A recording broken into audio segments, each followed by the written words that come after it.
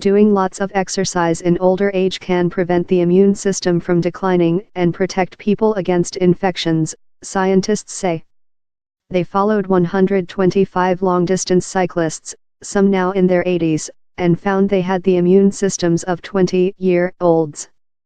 Professor Norman Lazarus, 82, of King's College London, who took part in and co-authored the research, said, "If exercise was a pill, everyone would be taking it.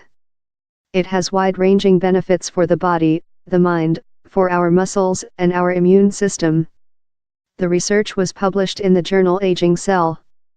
Professor Janet Lord, director of the Institute of Inflammation and Aging, at the University of Birmingham, and co-author of the research, said, "The immune system declines by about 2 to 3% a year from our 20s, which is why older people are more susceptible to infections, conditions like rheumatoid arthritis and, potentially, cancer.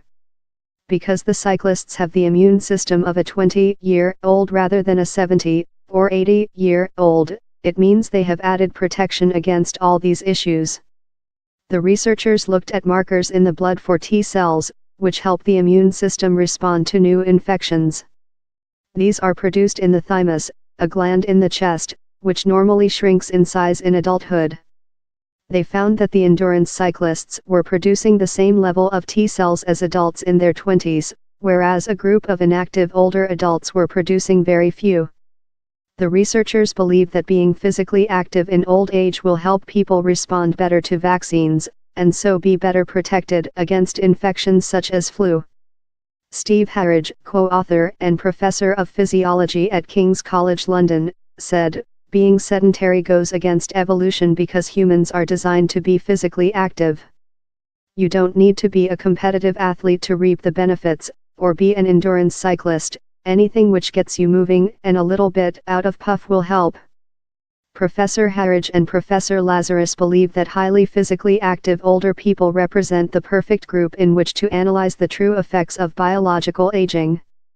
A separate paper in Aging Cell found that the cyclists did not lose muscle mass or strength, and did not see an increase in body fat, which are usually associated with aging. "I met a dozen of the cyclists, on a morning ride in Surrey. Despite the bitter cold, they were universally cheerful, and clearly used to riding in all weathers. They are members of Audax, a long-distance cycling organization that organizes events ranging from 100 kilometers to 300 kilometers. The older members, in their 80s, say they do only the short 100 kilometers, 62-mile, rides, but this is still highly impressive. Pam Jones, 79, told me, "I do it for my health, because it's sociable, and because I enjoy the freedom it gives you." Brian Matkins, 82, said, "One of the first results I got from the medical study was I was told my body fat was comparable to that of a 19-year-old. Aged just 64, Jim Woods, is a comparative youngster in the group. He averages 100 miles a week on his bike, with more during the summer. He said, "I cycle for a sense of well-being and to enjoy our wonderful countryside. Cycling 60 miles or more may not be your idea of fun, but these riders have found something that gives them pleasure, which is a key reason why they continue."